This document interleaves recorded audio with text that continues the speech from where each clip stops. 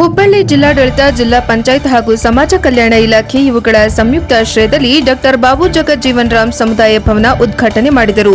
New English school ಹತ್ತಿರದ ಪಡದಯ್ಯನ ಹಕ್ಕಲವದಲ್ಲಿ ಸಭಾಪತಿ ಬಸವರಾಜ ಹೊರಟ್ಟಿ, ಶಾಸಕ ಪ್ರಸಾದ್ ಅಬ್ಬಯ್ಯ, ಜಿಲ್ಲಾಧಿಕಾರಿಗಳು ಸ್ನೇಹಲ್, ಜಿಲ್ಲಾ ಪಂಚಾಯಿತಿ ಮುಖ್ಯ ಕಾರ್ಯನಿರ್ವಹಣಾಧಿಕಾರಿ ಭುವನೇಶ್ ಪಾಟೀಲ್ ಸೇರಿದಂತೆ ವಿವಿಧ ಇಲಾಖೆಯ ಅಧಿಕಾರಿಗಳು ಹಾಗೂ ಪಕ್ಷದ ಕಾರ್ಯಕರ್ತರು ಉಪಸ್ಥಿತರಿದ್ದರು. ಸಂತೋಷ್ ಲಾಡ್ ಅವರು ಬರಬೇಕಾಗಿತ್ತು.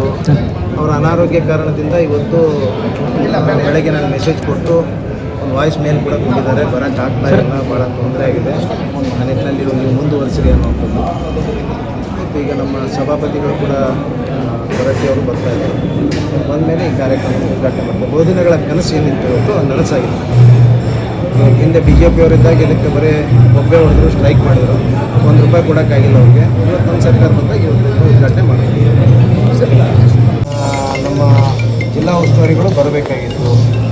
ಅವರ ಏನೋ ಅಚಾನಕ್ಕಾಗಿ ಅವರ ಒಂದು ಸ್ವಲ್ಪ ಆರೋಗ್ಯದಲ್ಲಿ ಏರುಪೇರಾಗಿದ್ದರಿಂದ ಅವರಿಗೆ ಬರೋಕ್ಕಾಗೋದಿಲ್ಲ ಅಂತ ಮೆಸೇಜ್ ಕೊಟ್ಟು ಸಂದೇಶವನ್ನು ಕಳಿಸಿದ್ದಾರೆ.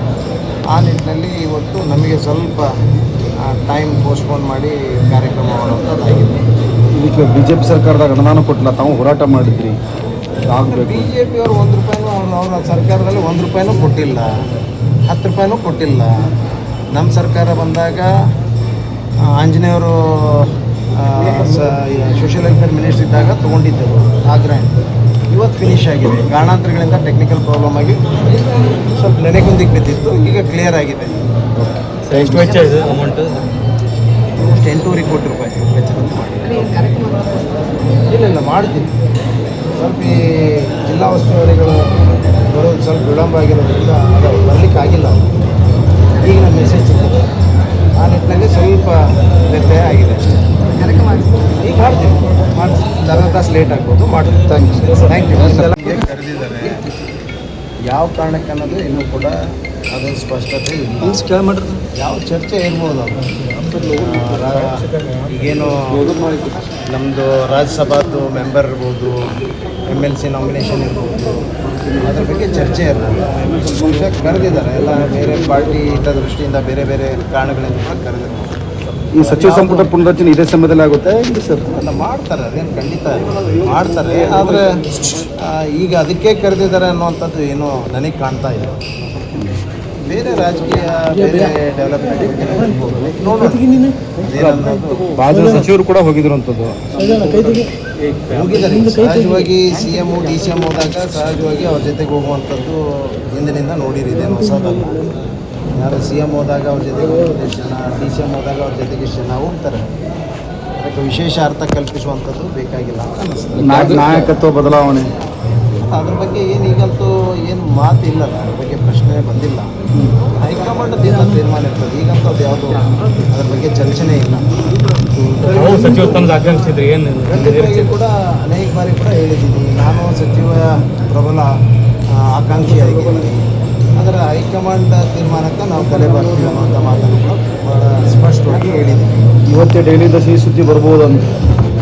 ಏನು ಬರ್ತದೆ ಅದು ನೋಡೋಣ, ಅದು ಏನಾಗುತ್ತೆ ಗೊತ್ತಿಲ್ಲ. ಅದು ಏನು ಅಲ್ಲಿದು ನನಗೆ ಆ ಥರದ್ದು ಯಾವ ಈ ಸದ್ಯ ಆ ಥರದ್ದು ಯಾವುದೋ ಪ್ರಕ್ರಿಯೆ ಕಾಣ್ತಾ ಇಲ್ಲ. ಏನು ಆಗ್ತದೆ ಸರ್, ಡಿಲೇ ಮಾಡ್ಕೊತ ಹೋಗ್ತಾರಲ್ಲ ಅಂತ ಇನ್ನೊಂದು ಬೇರೆ ಬೇರೆ ಕಾರಣಾಂತರಗಳಿಂದ ಸ್ವಲ್ಪ ಎಲೆಕ್ಷನ್ಸ್ ಬಂದು ಅದು ಬಂತು, ಅವೆಲ್ಲ ವೆಸ್ಟ್ ಬೆಂಗಾಲ್ ಎಲ್ಲ ಇರೋದ್ರಿಂದ ಸ್ವಲ್ಪ ಲೇಟ್ ಆಗಿದೆ. ಮಾಡ್ತಾರೆ ಪ್ರೋಗ್ರಾಮ್. ಭಾಳ ದಿವಸಗಳ ಕನಸಿರ್ತಾರೆ ಪ್ರೋಗ್ರಾಮ್ ಮಾಡೋದು, ಉದ್ಘಾಟನೆ ಆಗೋದು. ಇವತ್ತು ದಿವಾಳಿ ಆಗ್ತಾ ಇದೆ, ಅತಿ ಹೆಚ್ಚು ಸಾಲ ಇವತ್ತು ಪಡಿತಾ ಇದ್ದಾರೆ. ಭಾಳ ಆರ್ಥಿಕ ಸಂಕಷ್ಟದಲ್ಲಿದ್ದೀವಿ ಸರ್. ಮತ್ತು ಅಭಿವೃದ್ಧಿ ಆಗೈತೆ ಅಂತ ಹೇಳ್ತಾರೆ ಸರ್. ಅಲ್ಲ, ಅವರು ಘೋಷಣೆಗಳು ಬರೇ ಮಾತಿನಲ್ಲಿ ಎಲ್ಲ ಯೋಜನೆಗಳನ್ನು ತೋರಿಸೋದು, ಅದೇನು ಇರೋಂಗಿಲ್ಲ, ಎಲ್ಲ ಬೋಗಸ್ ಯೋಜನೆಗಳು. ಜನರಿಗೆ ದಿಕ್ಕು ತಪ್ಪಿಸುವಂಥ ಕೆಲಸ ಅವ್ರು ಮಾಡ್ತಾ ಇದ್ದಾರೆ. ಯಾವ ಅಭಿವೃದ್ಧಿ ಐತಿ?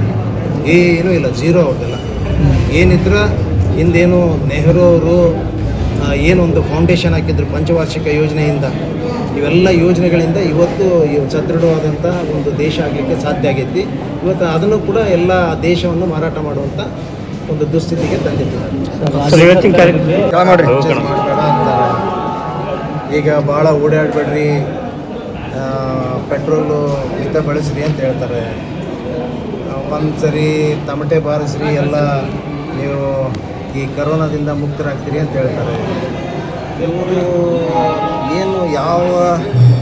ಯಾವ ಕಾಲದಲ್ಲಿ ಯಾವ ಒಂದು ಗುರುಗಳಾಗಿದ್ದರೂ ಗೊತ್ತಿಲ್ಲ ನನಗೆ. ಈಗ ಧಾರ್ಮಿಕ ಗುರುಗಳಿರ್ತಾರಲ್ಲ ಅವ್ರಿಗಿಂತ ಒಂದು ಹೆಚ್ಚಿನ ಜ್ಞಾನ